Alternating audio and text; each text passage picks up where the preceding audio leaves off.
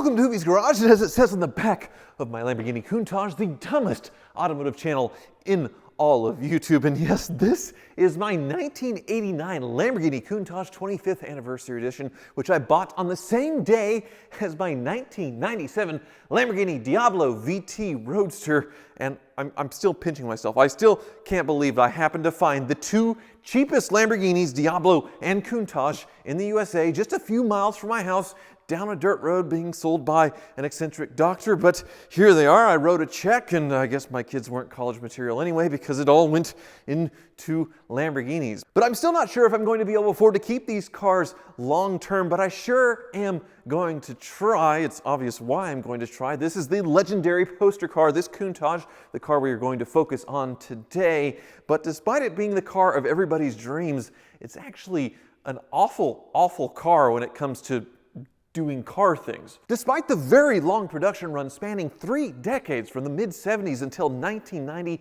they made less than 2,000 Countaches total. That's not very many, but the most common is this, the 25th Anniversary Editions made in 1989 and 1990. They made something like 650 of these. So despite it being the last of the run, whereas most cars, when they're at the end of their product run, they're not very popular and the sales drop off, this was the most popular by far, and it's kind of easy to see why. This is the craziest, most flamboyant version of the Countach ever made. And every time I see one of these in person from a distance, I assume it's a fake, because they didn't make very many real Countaches. There's a lot of fake ones out there, and at least on the skin, the construction, it looks identical, really, really close to the fakes. But this one is very real, and back in 1989, you would have paid $145,000 for the privilege of owning this back-crippling, borderline undrivable machine, and in today's money, that's over $300,000. Yes, it seems crazy for anybody, especially a tall person like me, to spend this much money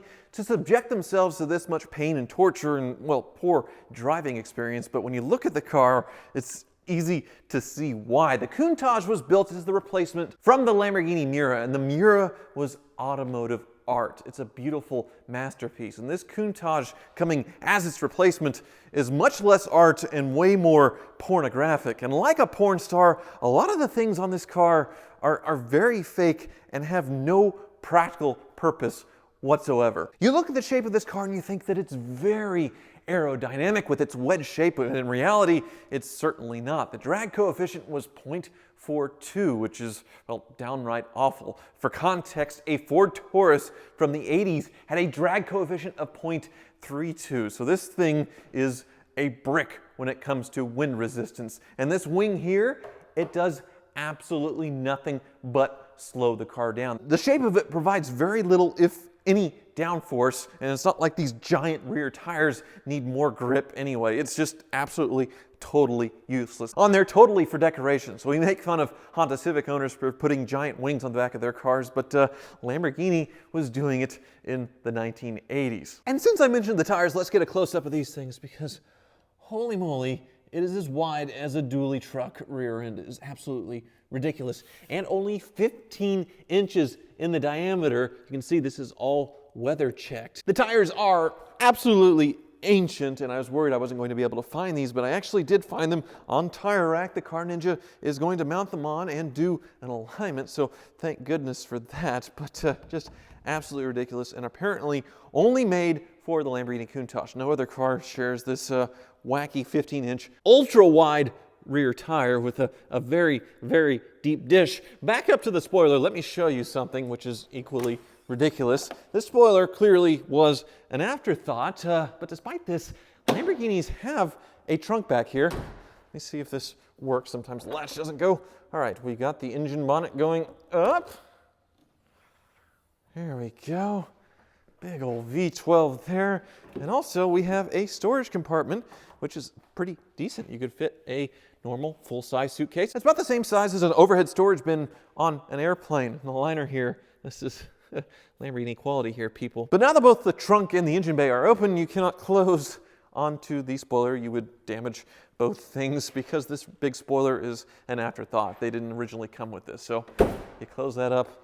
Oh, geez, look at these intakes. Now, this was the fastest car in the world at one point. I think 185 miles an hour, 449 horsepower in this final version. But when you look at it as a car, it is, well, it is downright awful. There are a lot of things, starting with this windshield wiper, which is a mono wiper. You can see there's a smaller one right underneath the large one, and when it swipes, it stops right in the driver's field of view. So not only does this thing stop right in your eyesight, it also doesn't clean that side of the windshield, so it's pretty much useless in the rain. The window, you can see it's rolled down slightly. Well, that's not slightly, that's all the Countach can do. This is it.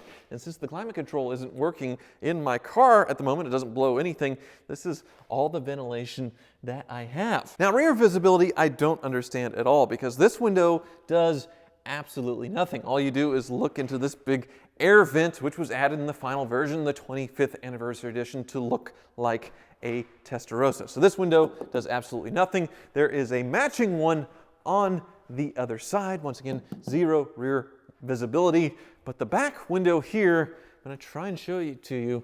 It's mere inches. So when they added horsepower to the Countach with a different carburetor setup and eventually fuel injection, they had nowhere to go but up, and they took away all the rear visibility from the rear glass. Not that there was any to begin with. So looking out this window is absolutely pointless. And then they add a third brake light as a final insult, so you really cannot see anything. It is absolutely ridiculous, which is why people who drive these Countaches often will sit outside of them to look up over the car to back out of the stall, which is what I'll do when we leave here. First, though, I got to shoehorn myself into this car, which is a feat unto itself. The scissor doors are just absolutely amazing, of course, but inside here is, well, where things get kind of really difficult. So I have to put my leg under the steering wheel, which does not adjust, and I'm in. As you can see, my head is completely tilted up against the roof, which is not going to work for driving. So what I do is sort of gangster lean it. I lean down so my spine is instantly getting scoliosis, and now I sort of fit, but my knees are sticking out on either side. The pedals are crooked, so my left leg is pushing farther for the clutch, but the gas pedal, well, it's not that far.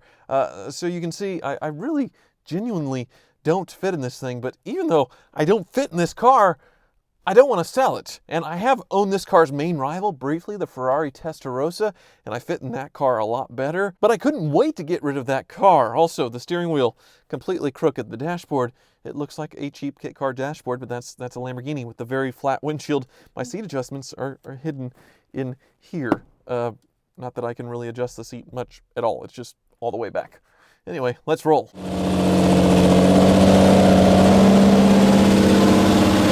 All right, here we go. All the snow has melted, mercifully. So there's conflicting opinions on the Countach, and if you take two of my heroes, for example, they're very different in those opinions. James A. drove one of these in Top Gear, and he described it as "don't meet your heroes." It was also a poster car when he was a kid on his wall, and then when he had the opportunity to drive one, it was very disappointing, probably because he's sort of tall like me. But he said the driving experience wasn't that good either. Now, if you look at the other side of the coin, Jay Leno has owned a Countach in 1986 for over 20 years, and he called it his daily driver for a while, and he put 70,000 miles on the car and thinks they're wonderful to drive and reliable, which is really hard to believe because maybe he had a butler that he paid to get out behind the car, make sure he wasn't about to kill somebody backing out. I don't know, because you cannot see a thing. That doesn't matter if you're going straight. Oh, yeah. I have to be careful with these ancient tires. I can't wait to get them swapped out. But despite that, this car drives so well. I cannot believe how nicely this car drives, considering it's only been driven 150 miles in 7 years. 7 years, and the tires are probably 20 years old, maybe older. So maybe Leno's opinion on reliability does have some merit. And another friend of mine who owns a Countach, doesn't live too far away from me, actually owns two Countaches. I asked him what I need to do with this car since it's been sitting for so long to get it up to snuff, and he just said, drive it. They're reliable. They're great driving cars, which I guess that's what I'm doing. So clearly I look ridiculous in this thing. My legs are wrapped around the steering wheel, my head is hitting the ceiling, and when I owned the Testarossa briefly, it wasn't the case. I had plenty of room on the inside, but now that I've had both, even though the Testarossa was very brief ownership, I actually had to give it back because of a title issue, but I didn't fight very hard because it was kind of like what James May was saying, never meet your heroes, because it wasn't that fast. It felt really fragile. The gearbox needed to warm up and it was still very clunky, and that's just how Testarossas are. Plus the service, it was just scary. I knew it needed to come out for a belt service, the engine needed to come out for a coolant thermostat change. It's absolutely ridiculous, and it definitely didn't drive like this. The Countach is way faster, way faster, and a lot more engaging to drive. Just terrified of these tires, and it's starting to spit in a little bit of rain, but it's fun.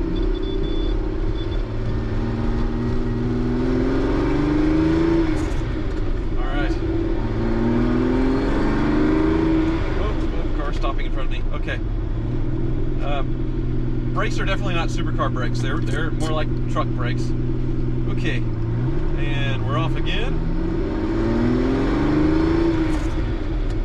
Now there are some things in this car that don't work. The climate control, like I said, doesn't work. It's making a weird beeping noise, like one of the warning beeps. Almost like a door's come open or a seatbelt needs to be fastened. And I do notice that it dribbles a little bit of coolant. I topped it off before we went on this drive. So there are some things for the car wizard to look at on this car, but nothing that I'm that worried about. This thing only has 17,000 kilometers. There's like 10,000 miles, and it is in great condition. I cannot believe I picked this thing up for what I paid for what I paid for both cars, which I didn't reveal in the last video for good reason, because if I don't keep this car, saying what I paid for it would set me up for fail when it came time to sell it, because then everybody would know and then they'd realize how much money I was making. But I suppose if this video gets over 1 million views and 1 million likes, then I'll reveal how much I paid for both cars, and then I could probably afford to keep them. Probably. I don't know. I need Stradman views basically in order to hang on to this thing. So make sure to share, watch, like, whatever button makes this thing more watchable. But thank you so much for watching. This Countach is awesome.